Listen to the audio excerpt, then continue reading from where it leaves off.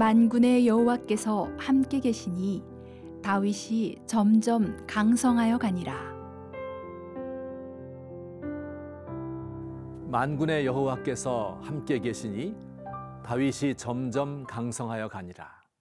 정말 멋진 말씀이 아닐 수 없습니다. 여기서 중요한 표현은 점점입니다. 다윗의 삶은 어제 이야기했던 사울의 경우와 정반대입니다.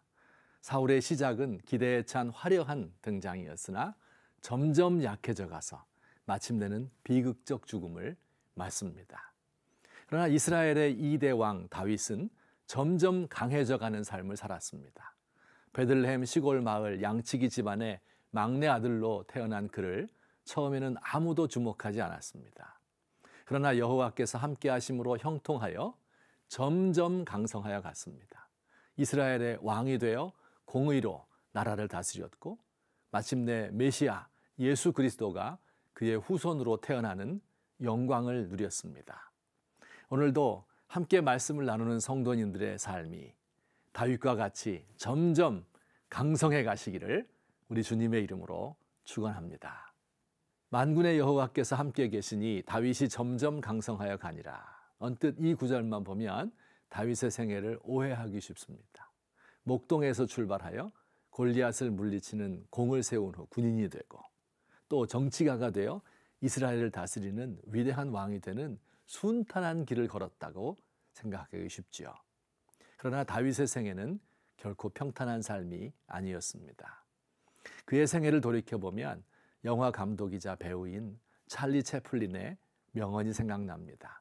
인생은 가까이서 보면 비극이지만 멀리서 보면 희극이다. 롱샷으로 보면 코미디지만 클로즈업해서 보면 비극인 것이 인생입니다. 멀리서 보면 점점 강성해져 가는 삶이었지만 가까이서 그의 삶을 들여다보면 그의 삶은 비극으로 가득 찬 삶이었습니다. 어렸을 적 목동의 삶도 쉽지만은 않았습니다. 더위와 추위를 견뎌야 하고 사자나 곰과 맞닥뜨려야 할 때도 있었습니다. 양들과 함께 있었기 때문에 양 냄새가 몸에 배었습니다. 골리앗을 죽인 그 순간, 그의 생에 참으로 빛나는 순간이었으나 바로 그때부터 그의 비극적 삶이 시작되었습니다. 사울의 질투 때문에 죽을 뻔한 순간이 여러 번 있었습니다. 아내는 다른 사람에게 주어졌고 가장 사랑하는 친구와도 헤어져야 했습니다. 다윗을 도와준 사람들은 다 화를 당하였습니다.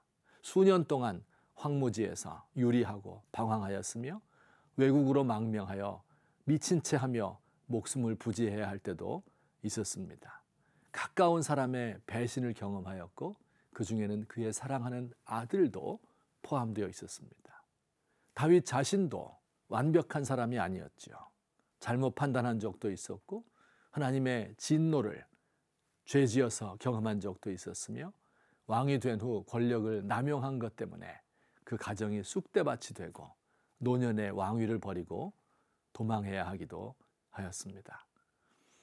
여러분, 우리가 걸어가야 하는 길도 마찬가지입니다. 천성을 향해 똑바로 난 길을 곧게 걸어가는 것이 아닙니다.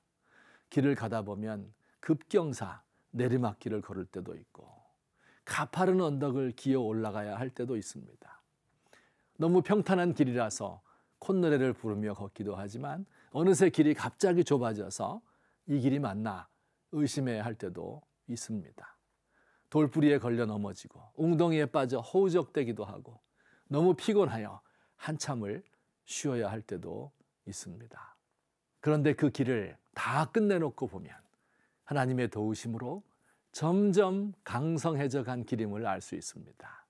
하나님을 향한 신앙은 더욱 깊어져 있고 인격은 성숙해져서 많은 사람을 포용하게 되었으며 고통의 와중에도 하나님의 일은 조금씩 이루어져 가고 있었다는 것을 알게 됩니다.